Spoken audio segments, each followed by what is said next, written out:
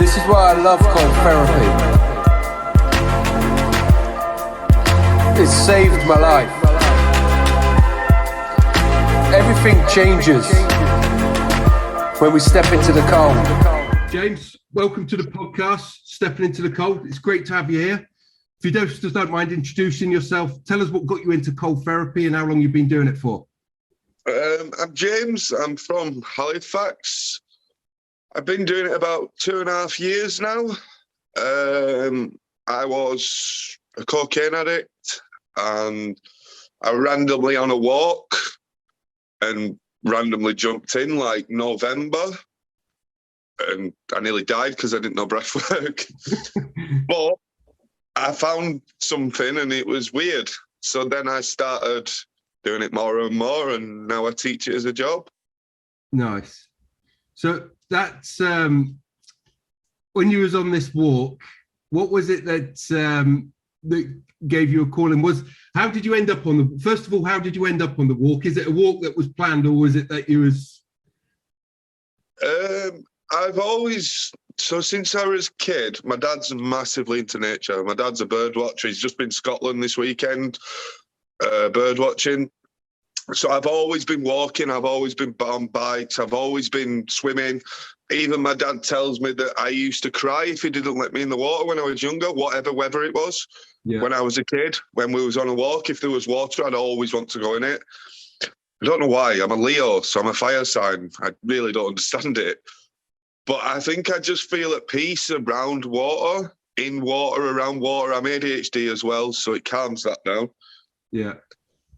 But no, it wasn't a planned walk. I go walking all the time. It's part of my job now. But obviously it's good for your mental health, isn't it? But I do go walking a lot and it helps me mentally a lot. And then obviously the water just looked really tempting. Okay. It was November as well.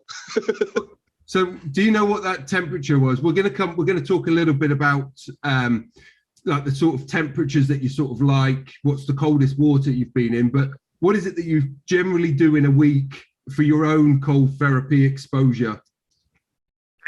I try and shower most days, cold shower. Yeah. Obviously it's temperature's warm now outside. It's still actually quite cold for some weird reason. It's not as cold as I like it, but it is actually still a bit cold compared to last year. I think June was really warm last year. Yeah. So I do try and do the cold waters and then I just do them with clients because it's when it's your job, it's a bit different, isn't it? So do you get in with your clients? Yeah, I get in with my clients. I get in and do it with them. I do it step by step with them. What is the process you take your clients through when they first come to you? If they've never done anything before, what's that process that you would take them through? And what does that... So basically, we go on a walk first, like maybe a little therapy session, and we chat about whatever, self-love, obviously, all that stuff. It's a massive thing. Everything I base myself on is mental health. So obviously, trying to help people with self-love and all that factors, all them things. So we just have a chat, and then at the end of the walk that I mostly go on is a little lake. And we do I show them a bit of breath work, getting into the water. And then I try and sometimes make them, a lot of the time, I try and make them sit there on their own, like in their own mind and not speak. Yeah. Because I want them to be present. I want them to be in the present moment. So it's the best way to become in the present moment is the cold water.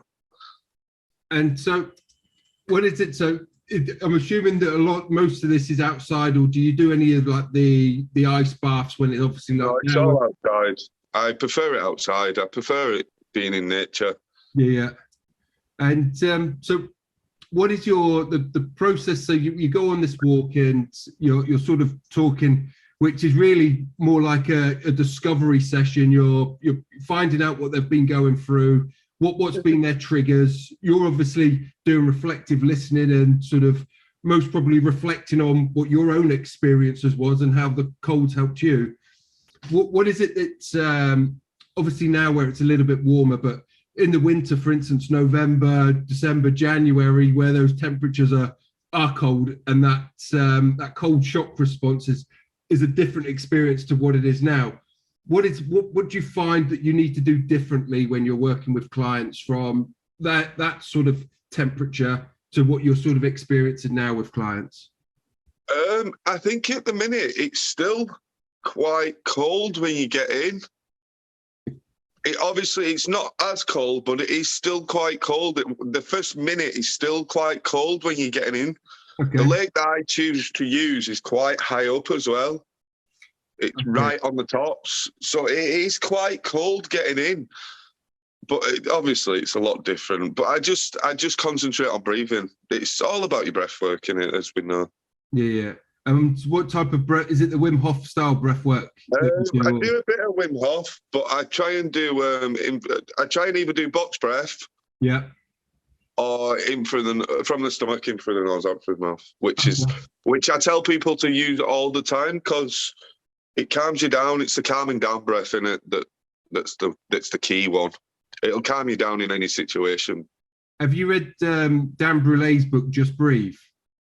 I haven't. I'm dyslexic, so I really struggle breathing. I don't struggle breathing. Struggle reading.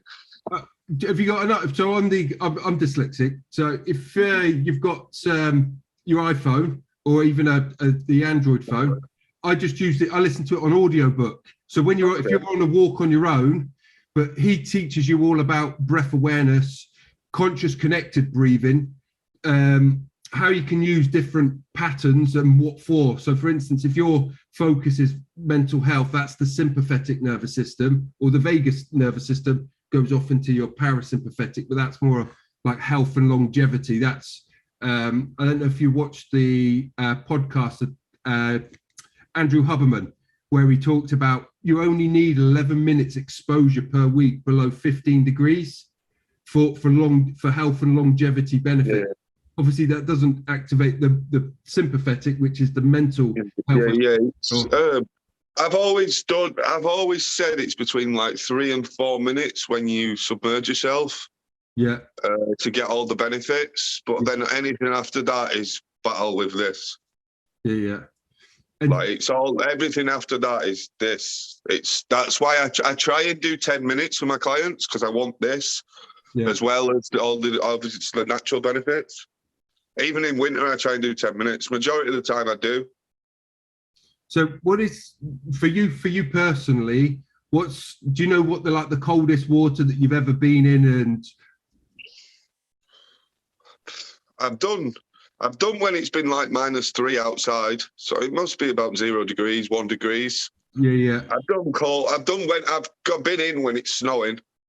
What's your process from stepping into something that you know is going to be Baltic, ice cold, to sort of like now? So like, is there anything that you have to like psych yourself up, or you excited? You got pre-endorphin release? It's still no. It depends on the day. I think like some days I have to force myself in. I've got a client and I'm trying to sort myself out. Do you know what I mean? I'm like, shit. But some days when I do it with my mates getting before me, and it's like, just some days. But some days I just dive straight in. Like I literally dive in. Yeah. So it doesn't. My body adjusts to the shock straight away. Like it doesn't. I don't need to do the breathing techniques anymore because my body just adjusts to it straight away. Do you know what I mean? Are you all in like head straight under and? Yeah. Of course. Yeah, definitely. So they always say I have to. If I'm teaching it, I have to be the extreme one, don't I? Do you know what I mean? I do. I don't let my clients do it. I let them put their face in under. Yeah. But I just say, don't copy me. Yeah. And then it depends on certain clients. I will let, if the client's been coming a long time, which I have clients that come like every 2 weeks, every month. So they've built the tolerance up now. They don't really need me, to be fair. They come just to spend time with me. Yeah. But I will let them swim. I'll let them do other things because they can control their own breathing, and it's a lot more risk-free for me if someone's learned it. Do you know what I mean? Yeah. And so, what is it? So do you take, is it normally one-on-one or groups? It depends. I prefer one-on-one because I can help the person a lot more. Yeah. Like, we can dig down into their insecurities and their problems and their traumas, and I can help with the traumas and problems and self-love and insecurities and stuff. But obviously, I earn more money from groups, but I do prefer the single sessions because you get to know someone better. You get to speak better. Do you know what I mean? What is it? So let's say, what would you typically on a one-to-one client? Is it once a week, twice a week? It might vary, but what do you say to them outside of your sessions? What sort of do you direct them to do sort of for their own, to start their own sort of journey? I tell them cold showers, try and do cold showers. Yeah. Obviously, anything that gets the positive endorphins running, dancing, running, gym, yoga, meditation, walking, nature, anything that gets this, to activate the positive endorphins, to do as much as fucking possible. Yeah. Because it will make you feel a lot better within yourself. It will help with your insecurities, and it will help with your self-love and stuff like that. So I do tell them to do as much as that as possible. And obviously the psychedelics as well. But that's for another go. So let's take a step backwards and let's go into that calling that sort of got you into the lake, and what sort of lessons it taught you, and really what kept you getting back into the water, and why did you find this calling to do it and keep doing it? So I was a cocaine addict. I was a dealer as well. I moved from Burnley to back to my mum's, where I still am. Yeah. I'm not moving out. No, I'm joking. I will when I want to. I moved from my own house, and I give up everything to move back. I give up my job and everything. Do you know what I mean? So I needed a fix to fix myself. Obviously, I train. I've always gone to the gym. But I needed another fix, a mental fix. And I just think cold water was it. And like, now I'm spiritual, and now I believe in all that stuff. I've found out like my life path and stuff, and it's the Century of 8th house, and it's quite a fucking special one.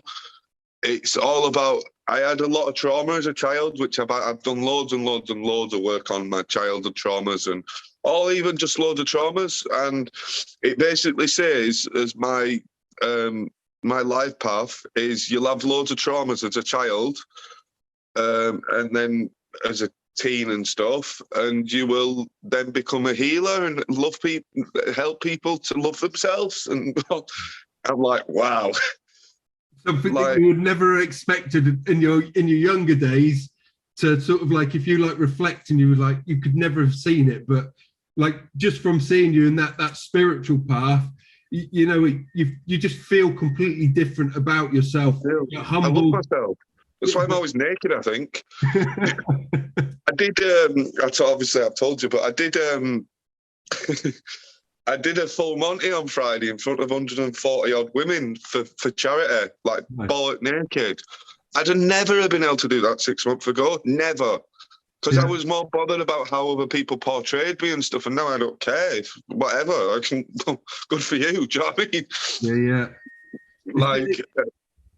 Getting rid of that detachment from material objects, from when we're younger and we're like, we need the watch, we need the car, we need this, we need the clothes, and it's all about that. Until all of a sudden you just realise that it's as long as you're happy within yourself, everything else will happen and come good around you.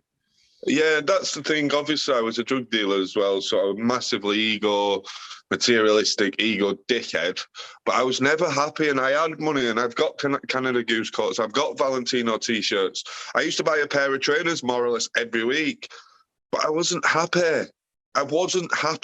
Now I don't earn much money. I earn enough to live, and that's what I'm bothered about.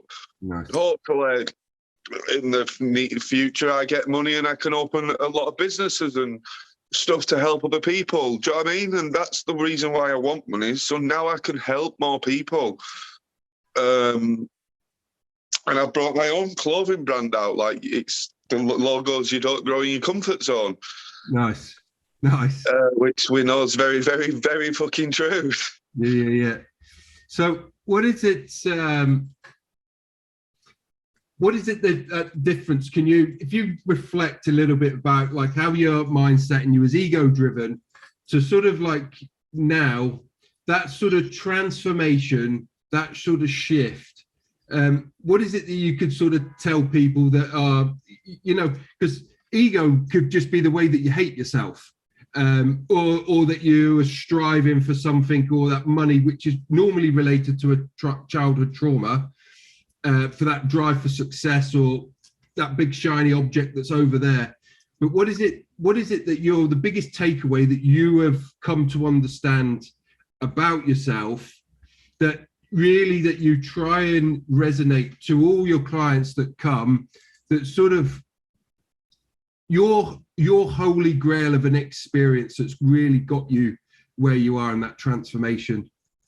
I think just appreciating yourself, understanding yourself, that we're all different. We're all different for a reason. How boring would the world be if it was all the same? Do you know what I mean? Yeah. And to just appreciate yourself, like,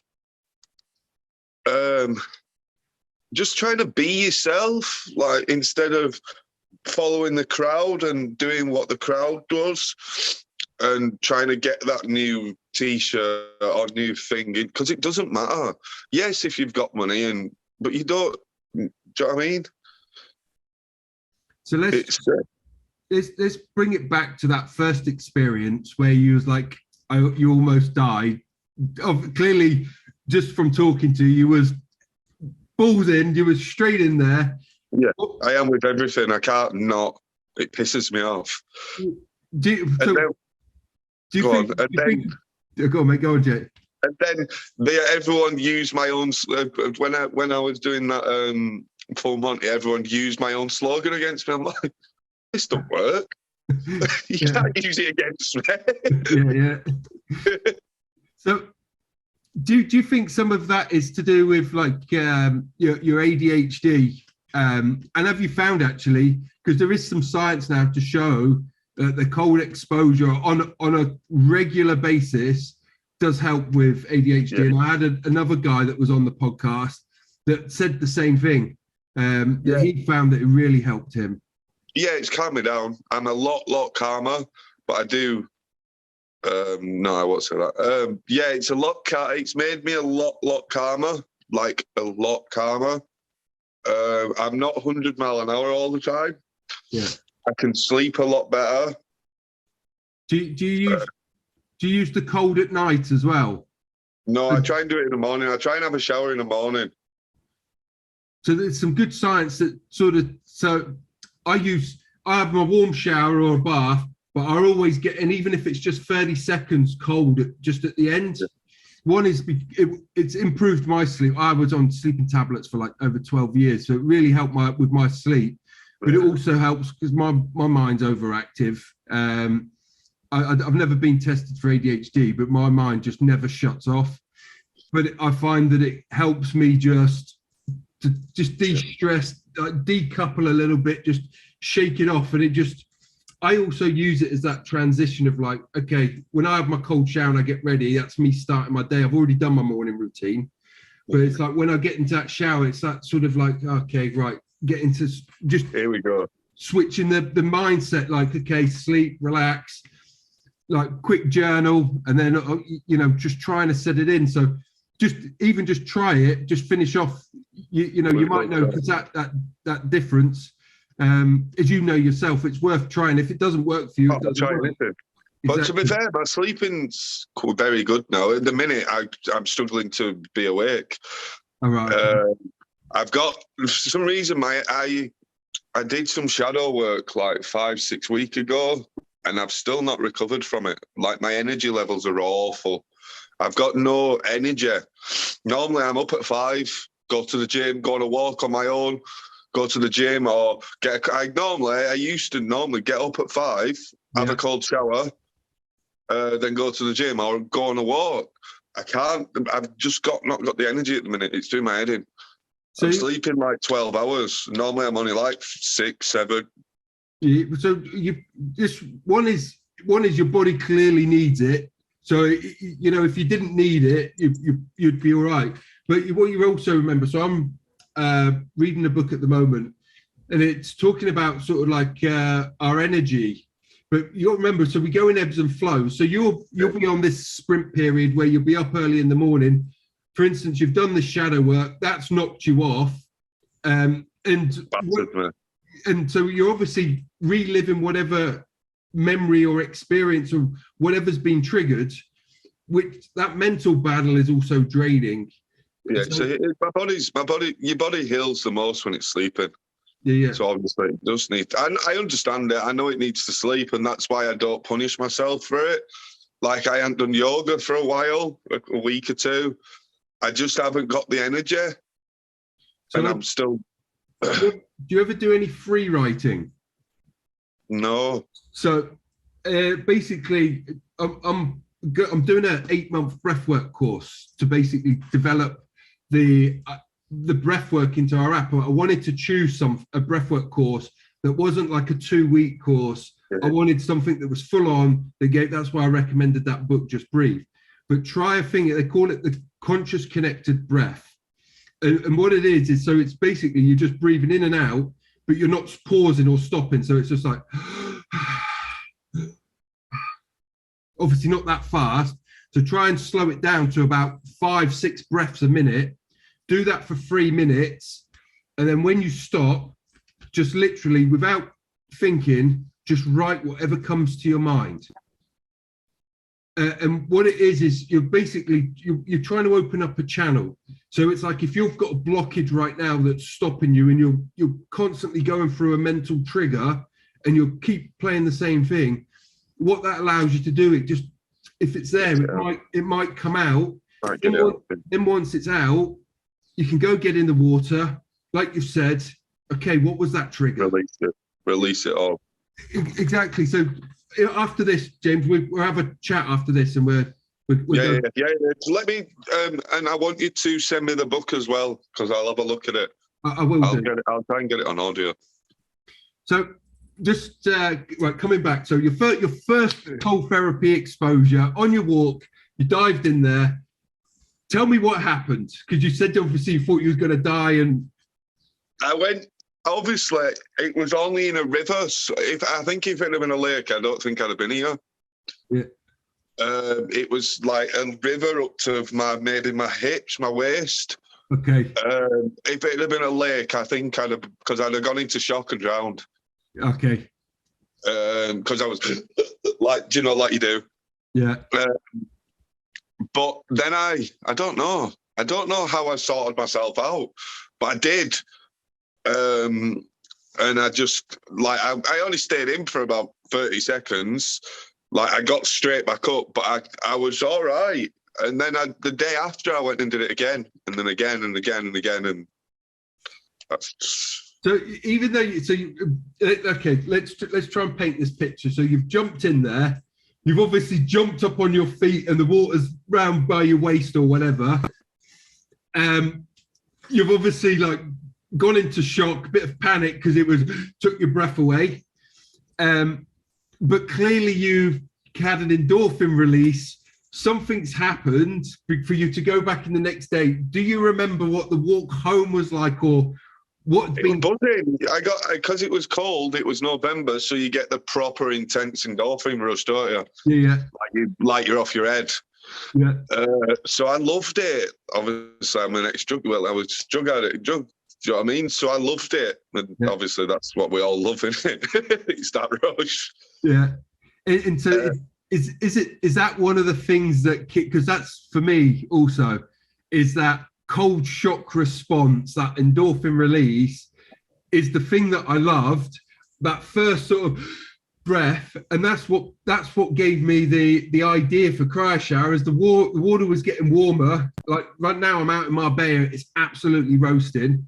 But the water was getting warmer. 22 degrees if I'm not using the CRYOSHOWER unit that gets it below 15 now. So I'm back in the benefit zone. But I started getting so frustrated because I'd had my own mental problems, drug problems, all of these things. And I felt myself going backwards because the water wasn't cold enough, and that was it. I had this idea, that was it. And since 2019, I haven't stopped with this thing because I know how much it changed me. Like yourself, you know how much it's transformed you, and that's where that passion has come from. But also the addiction that we love, just getting back in there. It's the you just feel alive. It just makes you feel alive. Like, it makes you feel alive like nothing else does, is the cold. Nice. And now, so I've started doing, do you know how Wim Hof does the walks just in his shorts in winter? Yeah. I've started doing, obviously I don't do it now, it's too warm, but I started doing them in the winter. And in November, I'm going to do, fucking forgot, my ADHD is kicking in. A mountain in the lakes. It's like the 6, 7 Valhalla, whatever it's called, in the lakes. In shorts for charity. Nice. In November, December. And are you going to look to sort of as you go and you start building your business, and you're obviously going to get people that are just starting and people that are going to be with you for a long time? Is that something that you're going to be looking at doing your own thing, taking these guys and girls on these walks up the mountains? I love it. It's the best thing for you, isn't it? And so what is it then from that first experience to sort of, let's not use the summer temperatures, let's not use the temperatures, let's use the cold temperatures that have just passed, like February. Is there any difference in your process, apart from, we know that you're all in, you're straight in there, but is there any difference to the process that sort of like where you get yourself ready to get in there? Is there anything different that you do now from when you first sort of started that first sort of 6 months? I used to do a lot more breathing techniques. For myself, I don't really need to do them anymore because my body's just like yourself. It just straight away, my body now. Like, I get in and my client gets in, and literally within a second, I'm breathing normally. Which is probably the same with you. Because I think our body is adjusted to it. It knows what, because we do it that often, it knows what's happening. So it doesn't go into the shock. Like I don't think I ever go into the shock anymore, that shock stage of the struggling to breathe. No, definitely. So no, not really. I just used to do a lot more breath work to obviously combat that, but now I just dive straight in. And do you do any breath work outside of the cold exposure? So, for instance, you might wake up in the morning. Do you take any time out, like, to do specifically breath work, or is it that you incorporate your breath work with the cold therapy? Like I said, I go through stages of. It's the same with yoga and meditation. So I'll go through stages where I'll do breath work, yoga, meditation, and then I'll go through stages when I don't do any of them. I just let my body do what it wants to do. I'd love to do all 3 of them every day. But you know what it's like sometimes. 100%. And you're trying to find that perfect routine where it doesn't take 4 hours. Do you know who Tony Robbins is? Yes. So I've done a lot of his material over the years, like you, constantly trying to better this, and get those things into action. But he does a thing. Search on YouTube. This thing called priming. So it's something that you would do first thing in the morning. But he does this thing here, and you're just breathing in and out of your nose. But it's like a guided meditation. And what he does with my nose. My nose is fucked.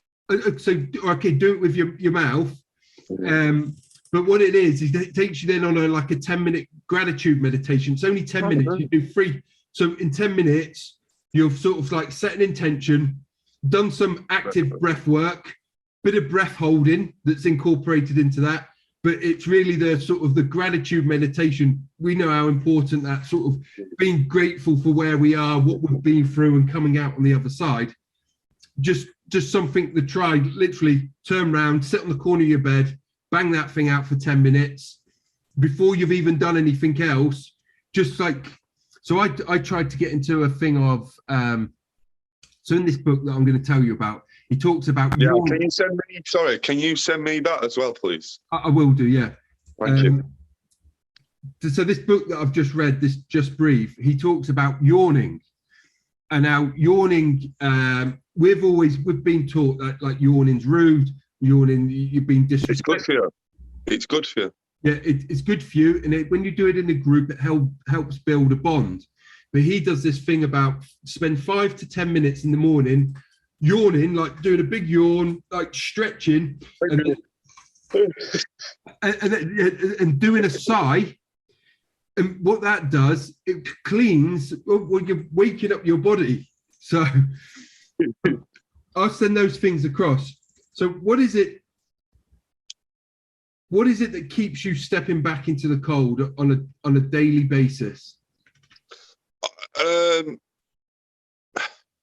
I think a big reason now is helping other people, because I know how much it helps me. So I do it a lot for other people, but obviously I'm doing it for me as well. I'm doing it because it helps me as well. I think it's definitely my happy place. When I'm sat in that lake, it's definitely where I release a lot of trauma. I release a lot of stress. But then obviously I'm doing it, helping other people as well. So that's probably my big thing, but obviously it's for me as well. Yeah. So what's the future vision of James and Breathwork, and where's he looking to go? I want retreats with just a wellness centres. I think we all do though, don't we? And what are you working on now? Is it just building the brand and just helping people at the moment? I just let it do its thing. Do you know what I mean? I don't try and force it to do anything. I just let the universe do its thing. And obviously my life path and stuff, and I'm meant to be doing this. It's meant to be my thing, I think. Nice. And it'll explode when it's ready. So what is it that you would say to someone then, James, who's watching this podcast and they're like, fuck, I've had drug problems, I've been here, and that this guy really resonates with me. What would you say to that person that's watching, he's thinking about getting into the cold, or he's had that cold shock response, it's scared the shit out of him, and he doesn't want to go back in? What would you say to someone like that to try and get them back in or to start? Do it with someone that knows what they're doing. Do it with someone that's experienced. They don't have to be someone like me, a teacher, because I do charge, because obviously it's my job. But just make sure you do it with someone that does it regular, and they will look after you and they will know exactly what your body is doing. And then you will get the addiction after a while. Once you start to learn how to enjoy it and embrace the cold, you will get addicted to it, because it will change your life. Nice. And so, James, just want to say thank you so much for doing the podcast. It's been a pleasure. I like to give the closing comments to you, so please tell people where they can find you. We will put your social handles in the text, but if you want to tell people where they can find you, what you do, those handles, and just in case there isn't anything, the floor is yours. I just want to say one last thing. I did Snowdon. I did Crib Gotch about a month ago with loads of my mates. Loads of us did it, and we went into the water, obviously at the bottom when we've done it. And I always shout, my slogan is, you don't grow in your comfort zone. It's my clothing brand. Yeah. And I shouted it, and a guy ran over to me and said, I knew it was you, and cuddled me and stuff. And he said, thank you for everything you do. I follow you on TikTok. And I was like, wow. Awesome. I was just like, wow. And that feeling, there's no feeling like that feeling of helping other people. Yeah. But anyway, my TikTok, I think they're all James Loudon Wellbeing. All of my handles. Okay, I'll link them below anyway. Yeah. So what have you got? You've got Instagram? I've got 2 Instagrams, Facebook, TikTok, and Twitter. But I don't really use Twitter. I just look at football stuff on it. Okay. All right, so we'll link them anyway. I'll get them off you and put in thing. But James, thank you so much. Absolute pleasure. Thank you so much, mate.